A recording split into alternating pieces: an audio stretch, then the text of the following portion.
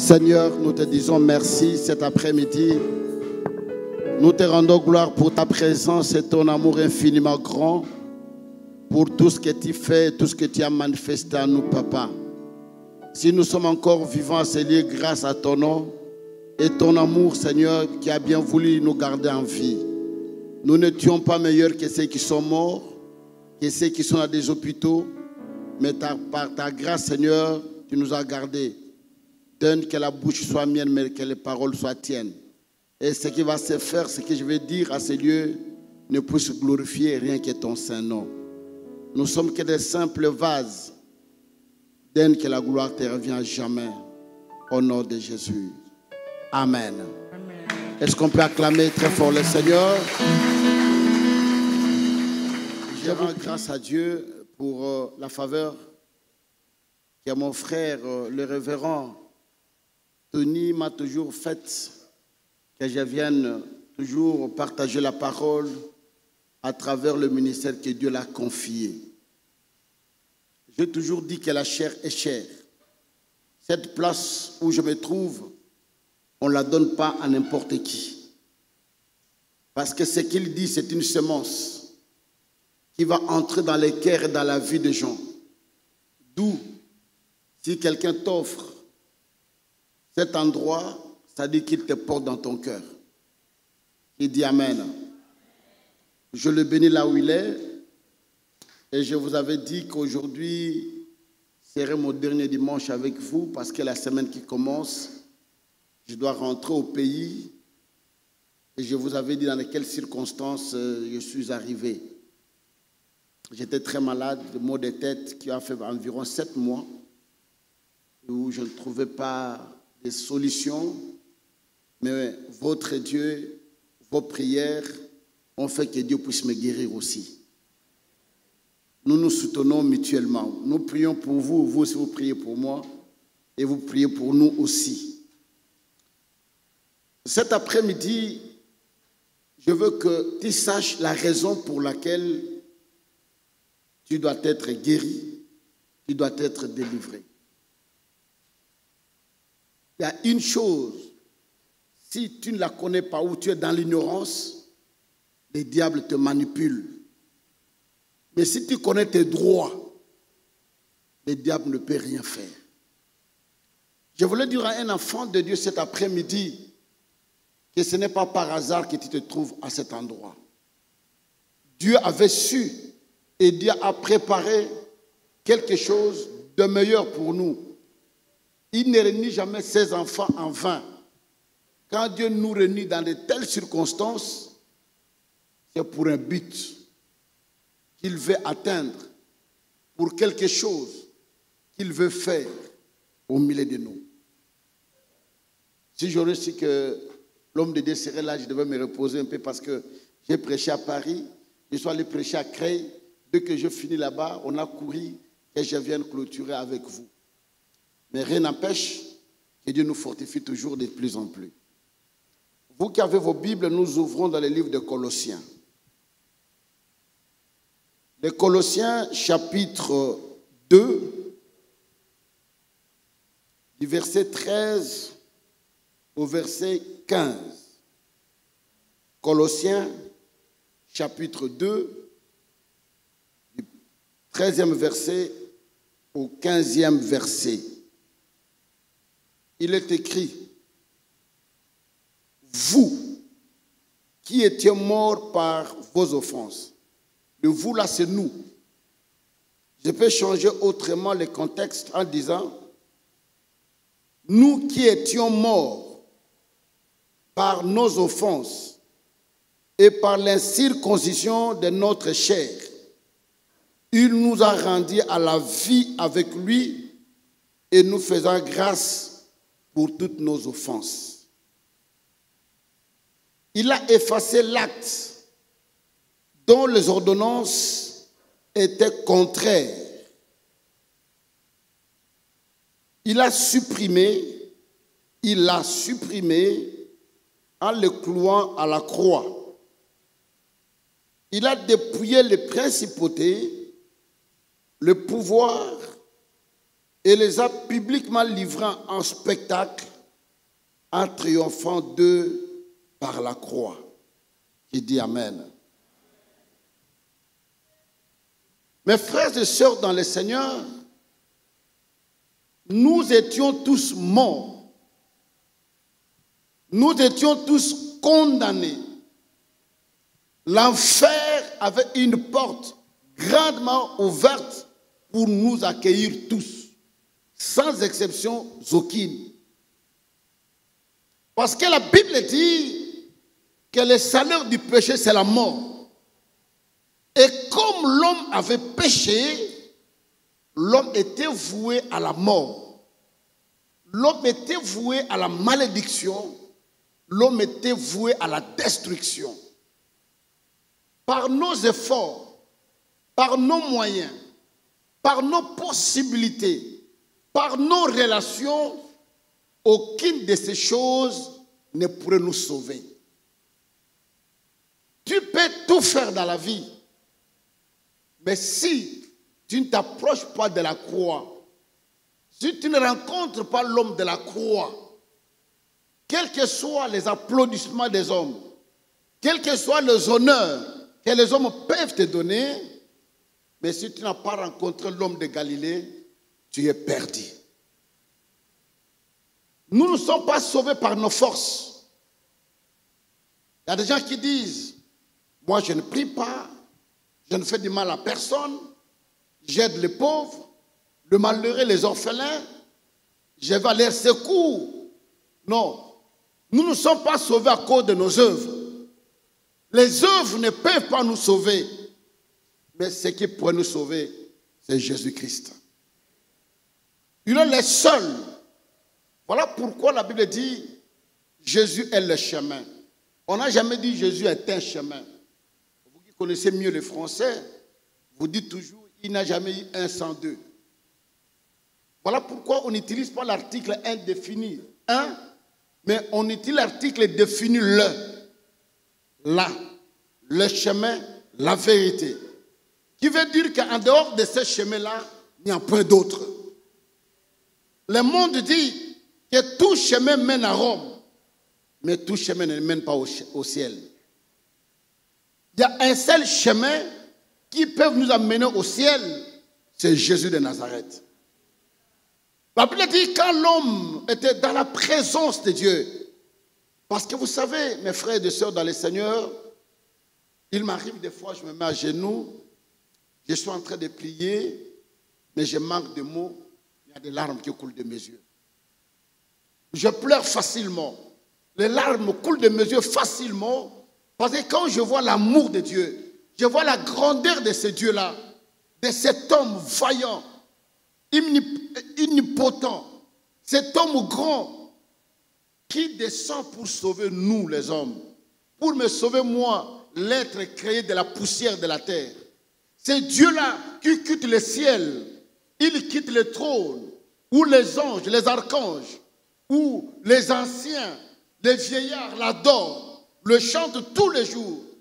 Mais à cause de moi et toi, il regarde ça comme de la boue, il vient pour nous sauver. Chers frères et sœurs dans le Seigneur, des fois, nous n'avons jamais manifesté, nous n'avons jamais compris le vrai amour que Dieu a manifesté à nous. Dieu, quand il va créer l'homme, il les place dans le jardin où l'homme ne manquait de rien. L'homme avait tout ce qu'il avait besoin. Le jardin, c'est le milieu, c'est un lieu qui est bien entretenu. Ceux qui ont les jardins, qui ont des pavillons, qui ont leur jardin, c'est un lieu qu'ils entretiennent de plus en plus. Et Dieu a choisi un bon endroit. Quand il a créé l'homme, il le place dans le jardin d'Éden. Et quand il le place dans le jardin d'Éden, Dieu partage son pouvoir, il partage son autorité avec l'homme. Il dit, je te donne le pouvoir, je te donne l'autorité d'assujettir, de dominer tout ce que j'ai créé. Ça veut dire qu'il y a le ciel ou le royaume de Dieu où Dieu est, et Dieu va créer un autre royaume qui est la terre où il place l'homme pour dominer.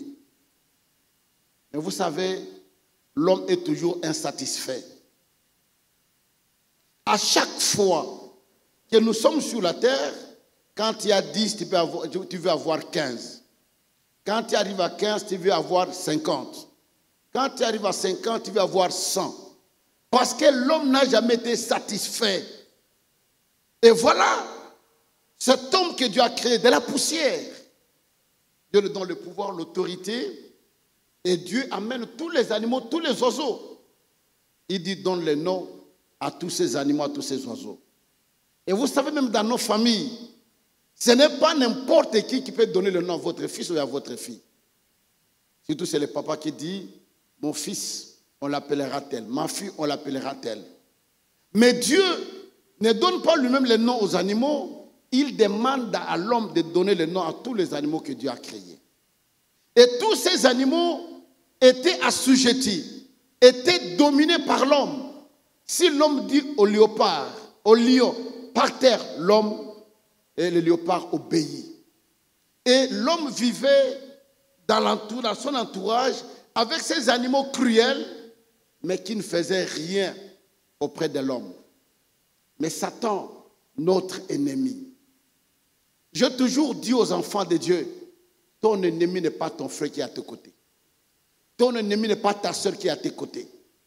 Mais si tu vois ton frère agir mal à ton égard, ne combat pas la personne, mais combat l'esprit qui l'habite. Parce que le diable ne peut utiliser que le corps de l'homme pour agir. Comme Jésus, comme notre Dieu, il ne peut qu'utiliser notre corps pour agir, pour se manifester. Alors le diable était tellement jaloux, je vous avais dit un jour, Satan était furieux de voir que l'homme qu'on a créé à sa présence, de la terre, de la poussière de la terre, Dieu le crée, Dieu crée un royaume pour l'homme, et Dieu appelle l'homme mon fils. Vous savez, nous en Afrique, nous avons une autre vision des choses. Tout homme que tu verras à l'âge de ton père, tu l'appelleras qui? Papa. Mais ici, ce n'est pas le cas. Tu n'appelleras pas papa n'importe qui. Tu veux avoir un petit qui te dit bonjour monsieur. Il ne t'appelle pas papa. Et voilà, Dieu maintenant nous appelle fils. C'est fils. Vous savez, celui qui est un fils, il a le pouvoir de tout faire dans la maison de son père. Il est au salon, il prend la télécommande. Il peut ouvrir le frigo. Il peut prendre ce qu'il veut. Mais un cousin qui vient à la maison, il n'a pas le droit qu'à le fils. Et de la même manière, Dieu nous appelle ses fils, ses filles. Ça dit que nous entrons dans l'intimité de Dieu. Vous savez, quand vous avez un enfant qui est malade, les parents deviennent plus malades que l'enfant.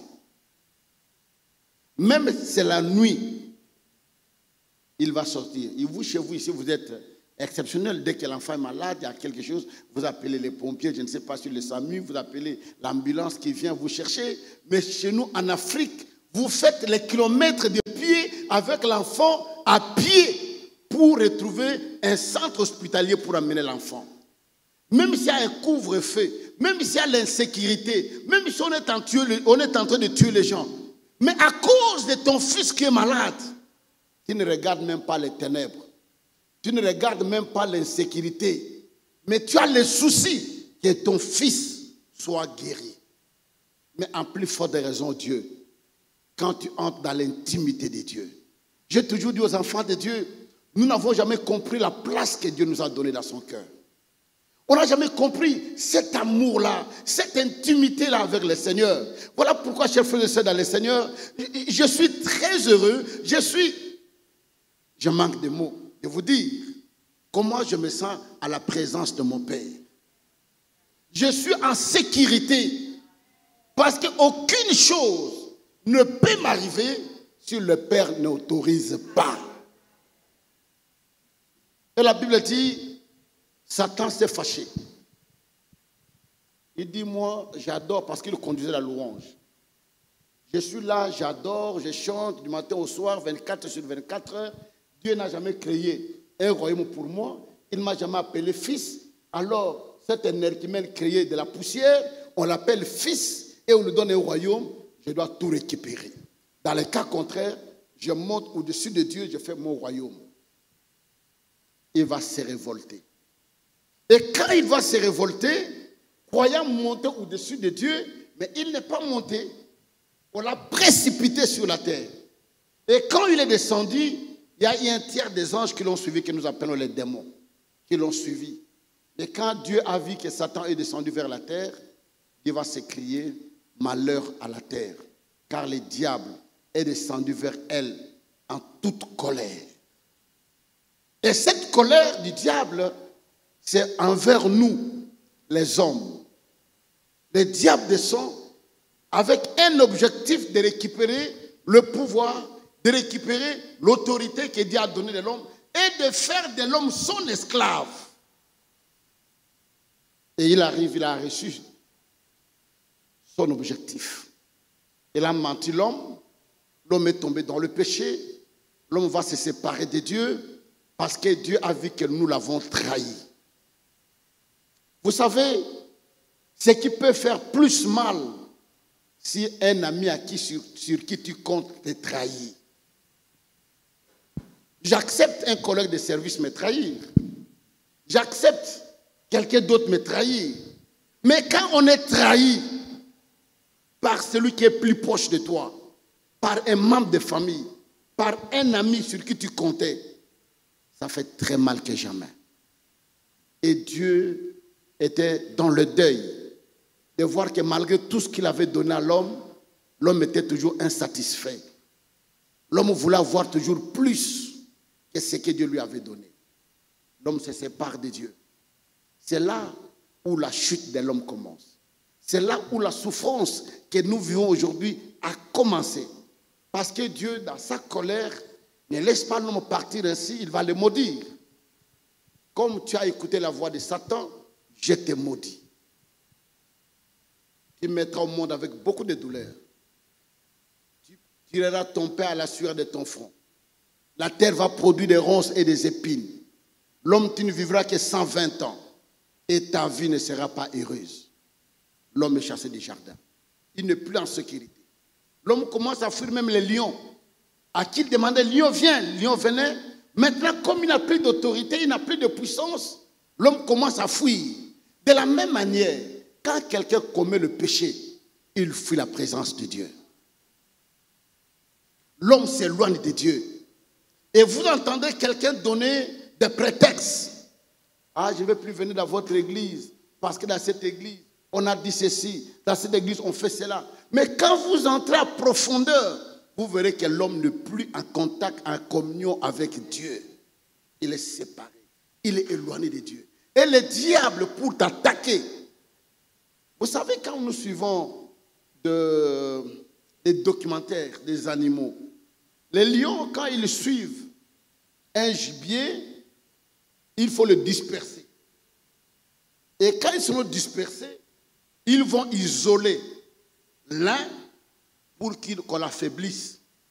De cette manière-là, le diable, il sait que quand tu viens à l'église, cette chaleur que tu as, la manière de prier, tu écoutes la parole avec les autres, il fait d'abord de t'éloigner de l'église. Il t'éloigne de la prière. Il t'éloigne de tout le monde. Il sème une pensée mauvaise en vous, croyant que tout le monde ne t'aime pas. Tu commences à haïr tout le monde. Cette église-là n'a pas d'amour. Cette église-là est ceci. Ces responsables-là. Et le diable t'isole. Pendant ce temps-là, tu seras entre ses griffes. Et l'homme va commencer à souffrir. L'homme qui n'a pas connu la maladie depuis qu'il était créé, la maladie arrive dans la vie de l'homme. L'homme qui n'avait pas connu la famine arrive. L'homme qui n'avait pas connu la souffrance, l'homme qui n'avait pas connu la mort. Comme il était séparé de Dieu, il n'était plus en présence de Dieu. Le diable en profite maintenant de faire de l'homme son esclave, de faire de l'homme ce qu'il voulait lui faire de cet homme-là. Et on était voué à la souffrance. On était voué à la misère. On était voué à la mort. On était là à la maladie. des maladies sans nom, des maladies inexplicables, des situations désastreuses dans nos vies. Mais Dieu, sur le trône où il était, il a regardé l'homme qu'il a créé à son image. Il a regardé cet homme qu'il a appelé fils, en train de souffrir. Son cœur a fait mal. J'étais en train de donner les enseignements. Il y a deux choses très importantes à retenir, la relation et la communion. La relation avec Dieu ne s'arrête jamais. Même si tu commets un péché, la relation reste, mais la communion n'est plus.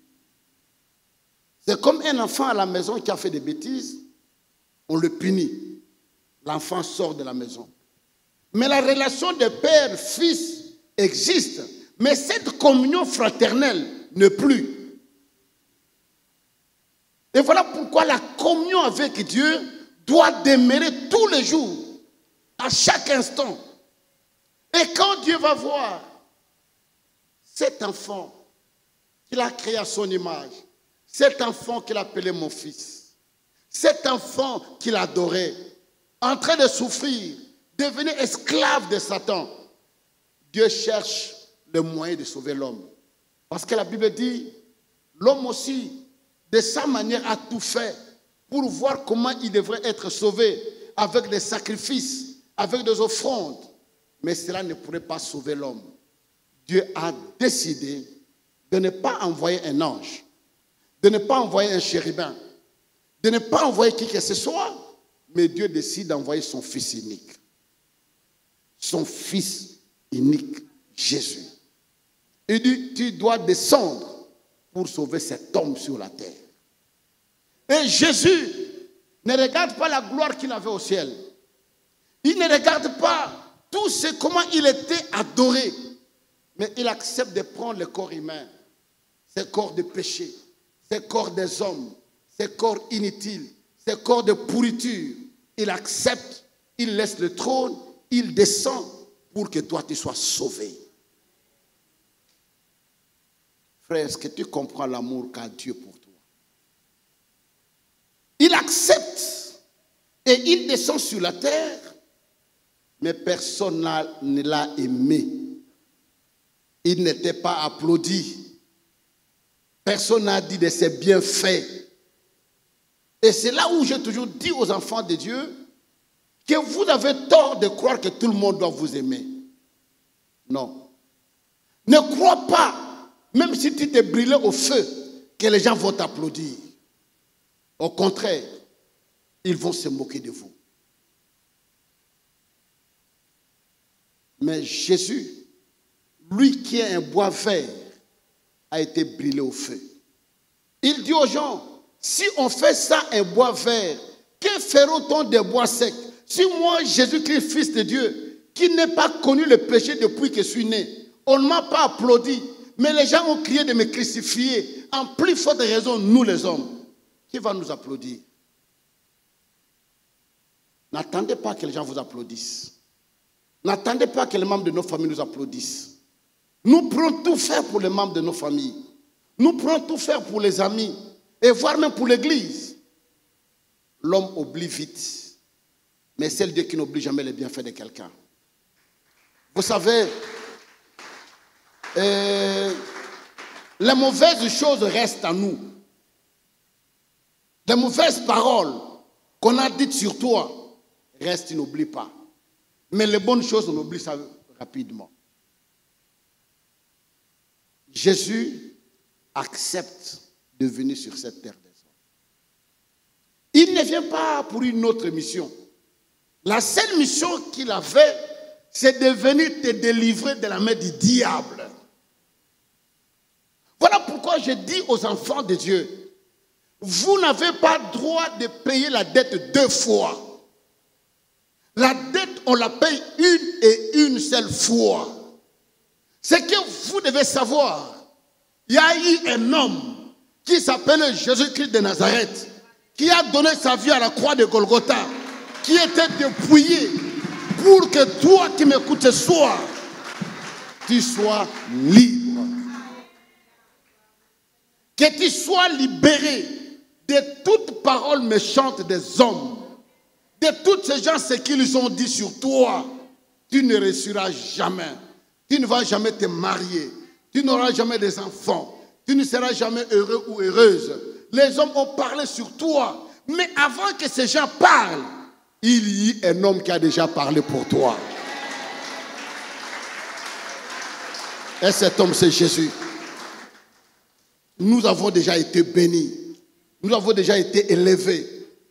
Mais souvent, nous croyons aux paroles de nos ancêtres, de nos grands-pères, et même sont morts, alors que celui qui a parlé pour nous, il ne dort ni ne sommeille.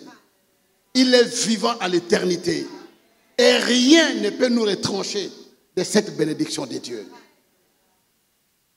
Les jours que tu comprendras que la maladie n'a pas de place en toi, que la maladie a oublié d'adresse, c'est par erreur. Il s'est fait des fois aussi que par erreur, on est venu mettre la lettre d'une autre personne sur ta boîte d'enveloppe, n'est-ce pas? Ça arrive aussi. Et c'est par la même erreur que le diable a oublié d'adresse et que la maladie est venue s'asseoir en nous. Et si vous êtes ignorant, vous ne comprenez pas, vous allez l'accepter. Mais si vous connaissez vos droits, vous direz à Satan cet après-midi, tu n'as pas de place dans ma vie. Tu n'as pas de place dans la vie de mes enfants. Tu n'as pas de place dans la vie de mes frères. Tu n'as pas de place.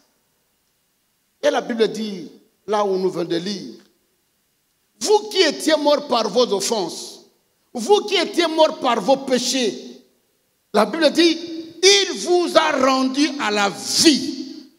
Parce que les offenses, nos péchés, nous ont conduits à la mort, mais lui, il est venu pour nous rendre à la vie.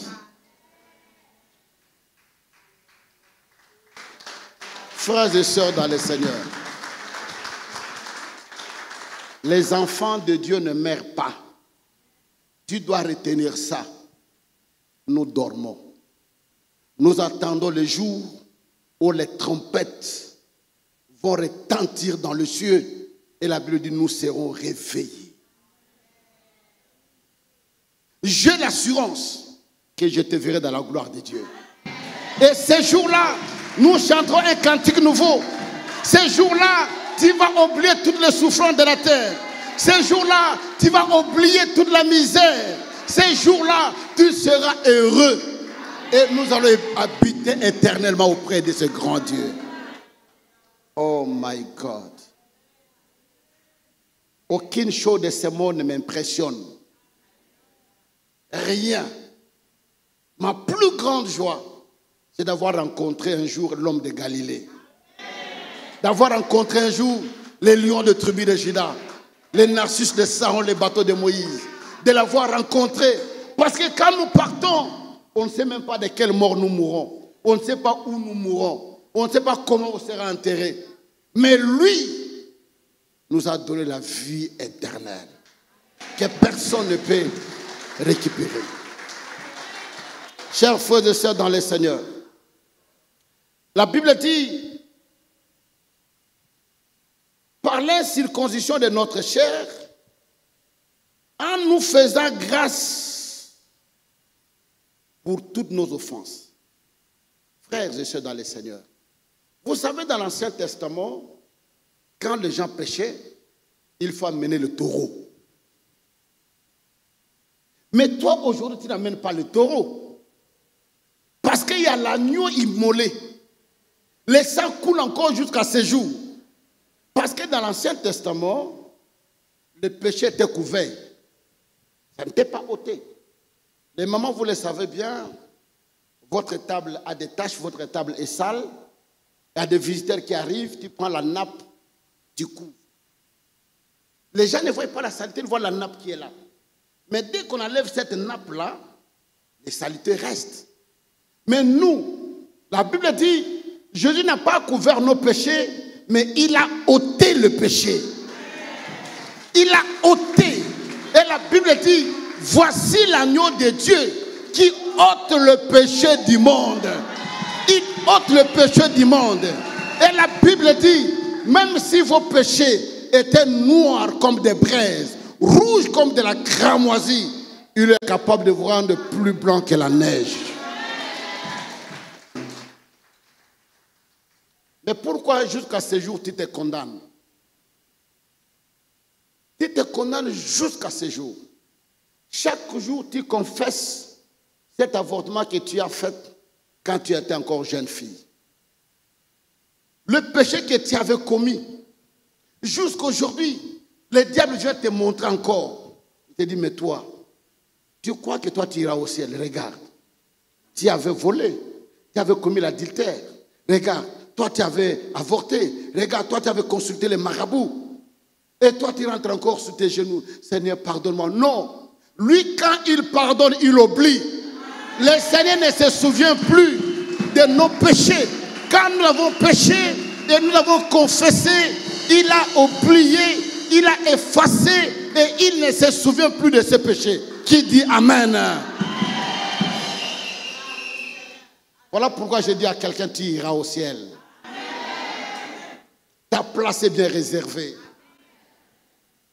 Parce que notre avocat plaide pour nous. Nous ne sommes pas sauvés à cause de nous-mêmes.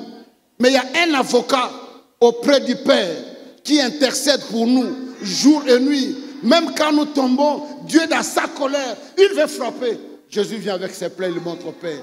Je suis mort pour cet enfant-là. J'ai donné ma vie pour lui. Je n'ai pas le temps. Donne-lui encore le temps. Oh my God. Alléluia. Nous étions morts. Il a effacé toutes les condamnations. Et la Bible ajoute, il a effacé l'acte rédigé contre nous, dont les dispositions nous étaient contraires. Vous savez, quand vous partez au jugement, il y a l'acte du jugement. Il y a l'acte de la condamnation. Il y a l'extrait. Monsieur tel, pour avoir fait telle chose, vu, est condamné pour 10 ans. L'acte. Mais la Bible dit, il a effacé, c'est l'acte que nous condamnait. Et aujourd'hui, le diable n'a pas de preuves matérielles. Il ne peut rien montrer, il n'y a pas d'acte de jugement qui te condamne. Parce que Jésus a effacé l'acte, pas avec de l'eau, mais il a effacé l'acte avec le sang précieux du Fils de l'homme. Le sang de Jésus, le sang de l'agneau. Et ce sang qui a crié plus que le sang d'Abel, c'est ce sang qui a effacé l'acte qui nous condamnait. Qui dit Amen? Il n'y a pas de souvenir.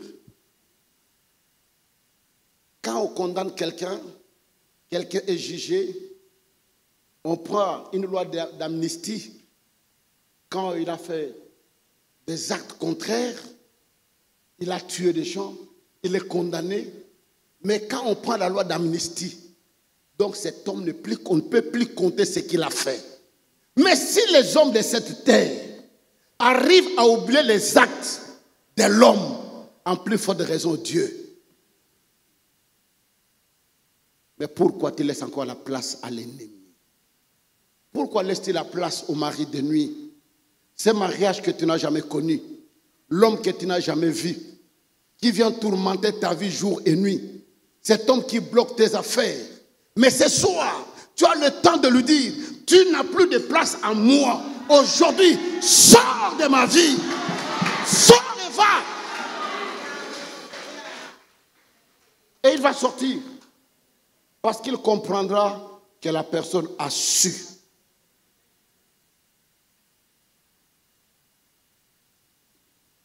Et la Bible ajoute,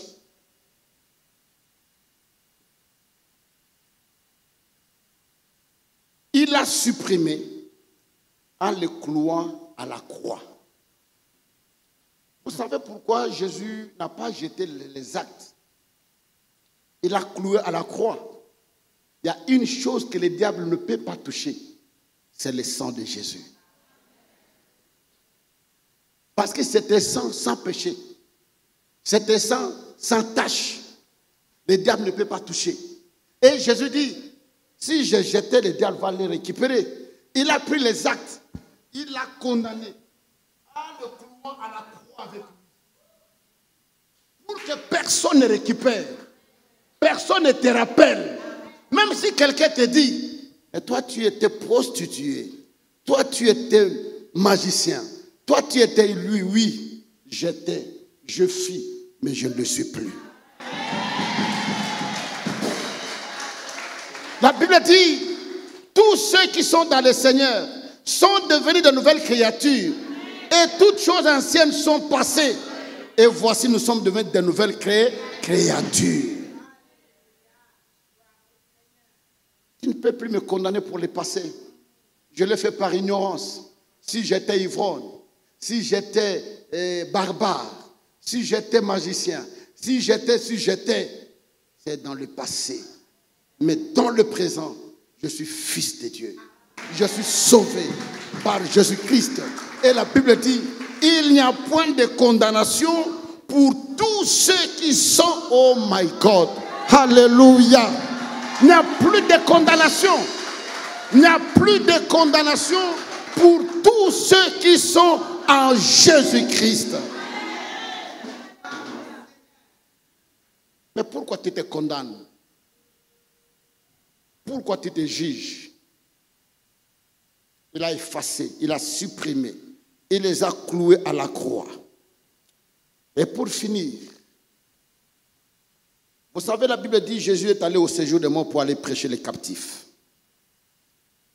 Après avoir fait tous ces actes, il va dépouiller les principautés et les pouvoirs.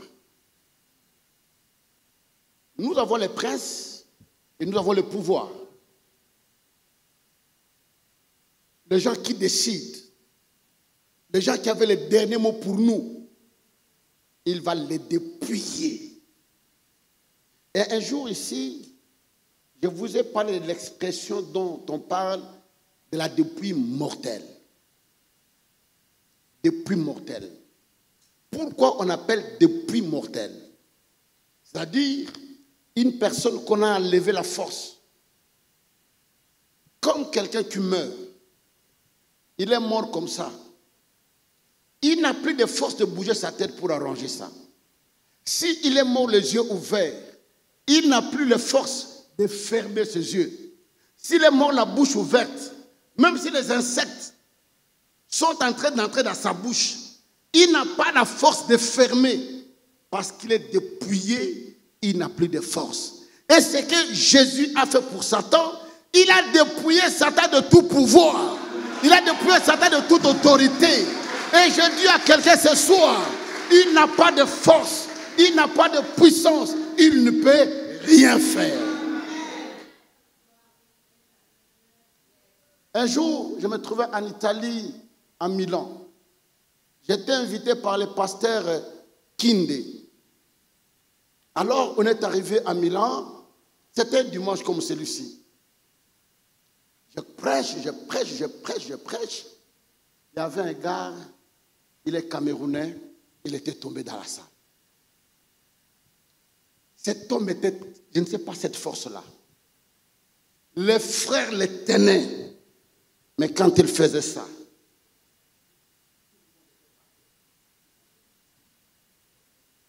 il y a eu des blessés dans la salle pour le tenir. Je m'approche de lui. Il me dit, il me regarde. Il me dit, toi, je vais te dévorer maintenant. Je vais déchirer ton visage. On ne va plus te reconnaître aujourd'hui. Moi, je l'ai regardé. Et je me disais, celui qui est à moi est plus grand que celui qui est à toi. Celui qui est à moi est le plus fort. Je connais à qui je crus. Mes frères et sœurs dans le Seigneur, parce que nous ne connaissons pas à qui nous avons cru. Nous ne savons pas à qui nous avons donné notre vie. Voilà pourquoi nous tremblons. Moi, j'ai fait les défis, même avec les sorciers. Parce que je sais à qui je crus. Et quand il avançait, les frères voulaient le toucher. Je dis, ne le tenez pas, laissez-le approcher. Il avançait en colère. Et il dit, toi, tu verras ce que je vais faire de toi. J'ai dit, au nom de Jésus, mets-toi à genoux. Dès qu'il s'est mis à genoux, j'ai dit, terminé pour toi. Le match est gagné. Le match est déjà gagné. Tu ne peux plus rien faire. Ses frères il a étudié en Italie, il a terminé en Italie, mais il n'a jamais eu de fonction, il n'a jamais trouvé le travail. Je dis bien à l'église du pasteur Kinde et le prophète Panzu, vous le suivez, de l'Italie. Pendant que j'ai ordonné les démons ont quitté son corps. Il est tombé, on a prié pour lui. Il s'est réveillé, il s'est mis assis. Les téléphones qui étaient dans sa poche commencent à sonner. Un dimanche, les téléphones sonnent. Au même moment, il prend le téléphone et décroche. Allô? On lui dit, mais depuis qu'on t'échappe pour commencer le travail, qu'est-ce que tu attends? Demain lundi, viens commencer le travail. Une histoire vraie. On l'a appelé le dimanche pour commencer le travail. Pour dire à quelqu'un, il y a des choses qui se font dans nos vies qui ne dépendent pas de Dieu, mais le monde des ténèbres a tout bloqué. Là où tu as laissé ta demande d'emploi, on a renversé. On a changé. Et quand on prend ton enveloppe ou bien ta farde, on met toujours à côté. On appelle tout le monde, mais toi, on ne t'appelle pas. Partout où tu arrives, on dit oui, on a engagé déjà des gens, on n'a plus de place. Mais laisse-moi te dire, s'il y a une place, cette place-là, c'est pour toi. C'est pour toi. Parce que la Bible dit, nous ne serons jamais la queue, mais nous serons toujours la tête. La tête. Dans tout ce que nous faisons dans notre vie, nous devons réussir. La seule chose à nos cœurs.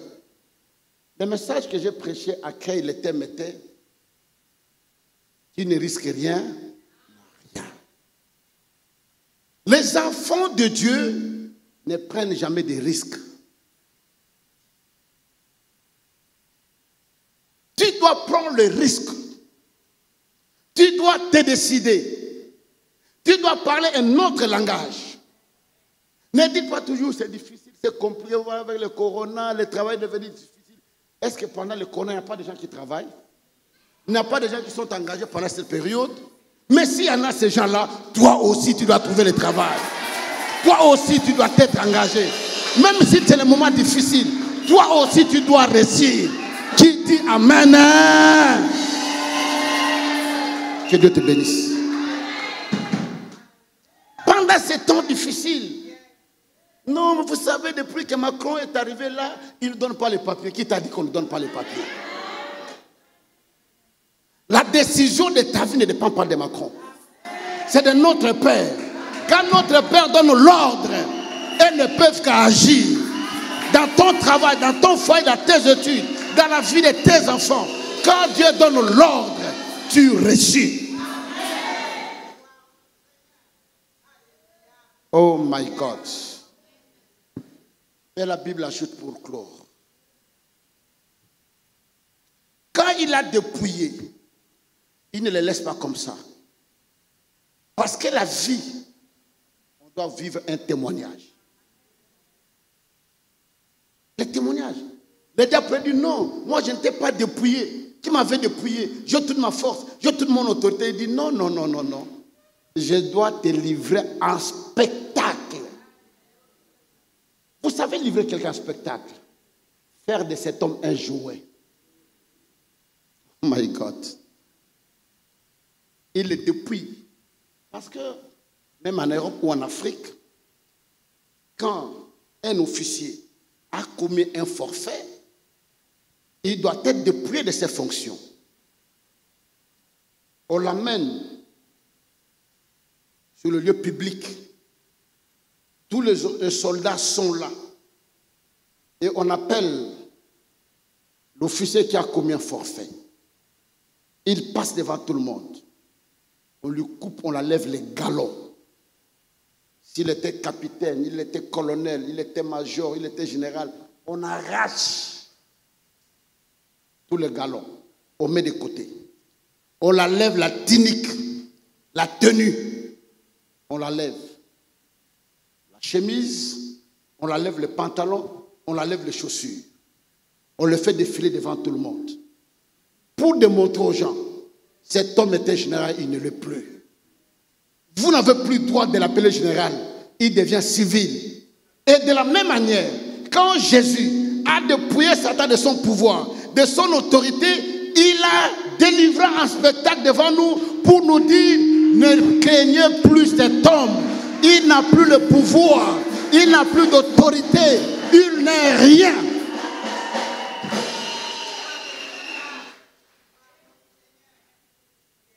Et il ne s'arrête pas là. Jésus va au séjour des morts. Il prend le pouvoir qu'avait Satan sous la terre, sur la terre, dans les cieux. Il nous donne. Tout pouvoir qui m'a été donné dans les cieux, sur la terre, sous la terre, je vous le donne.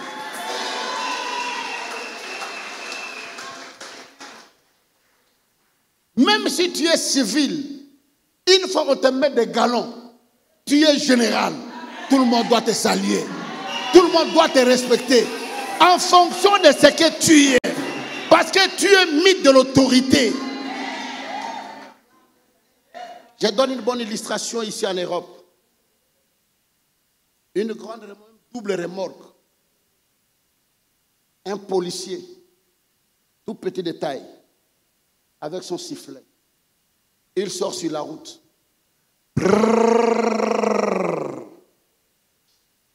Les chauffeurs arrivent.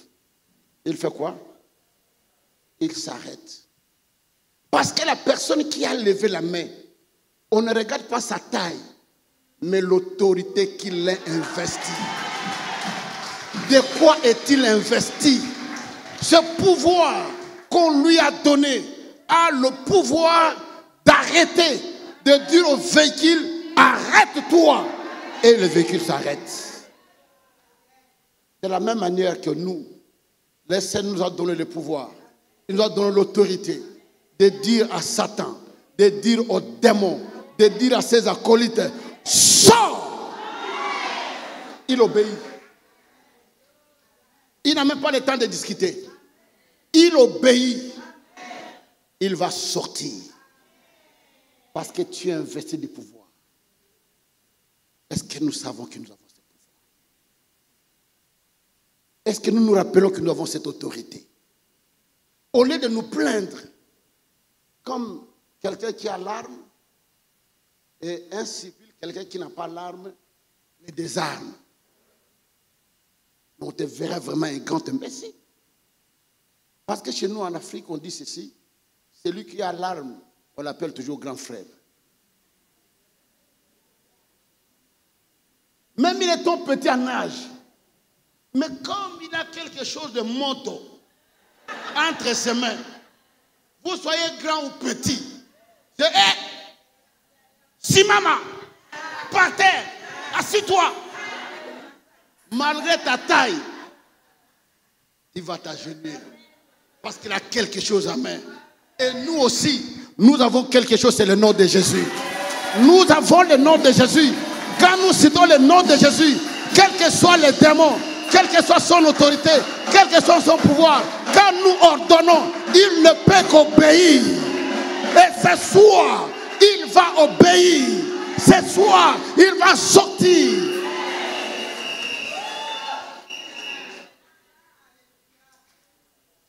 Je ne sais pas combien d'années a-t-il fait dans ta vie. Quels sont les effets dévastateurs dans ta vie? Il a détruit ton mariage. Il a détruit tes enfants. Il a détruit ta santé. Il a détruit ton travail. Il a tout détruit. Tu es devenu qu'un simple papier de toilette. Un chiffon. Tu ne peux rien. Mais aujourd'hui, le Seigneur te restitue ton pouvoir. Il te les restitue. Il te les donne. Voilà pourquoi je dis à quelqu'un ce soir, ne regarde plus le passé. Aujourd'hui, je n'ai pas le temps de vous imposer la main. Mais aujourd'hui, c'est à toi de parler. C'est à toi de dire, de comprendre. Toi, Satan, tu n'as pas de place maintenant. Toi, ça, je te donne de quitter maintenant. De quitter mon corps. Toi, mari de nuit. Toi, mari de nuit. Je te dis de partir. Quand tu vas commencer à parler comme ça, tu entendras certains vont crier, je sors, je pars, laisse-moi partir. Il va partir. La Bible dit notre corps est le temple du Saint-Esprit. Ce n'est pas le temple de la maladie. Ce n'est pas le temple des démons. Mais c'est le temple du Saint-Esprit. Et voilà pourquoi nous allons prier qu'il puisse quitter ton corps. Qu'il puisse partir et te laisser libre. Qui dit Amen. Mettons-nous debout, nous allons prier.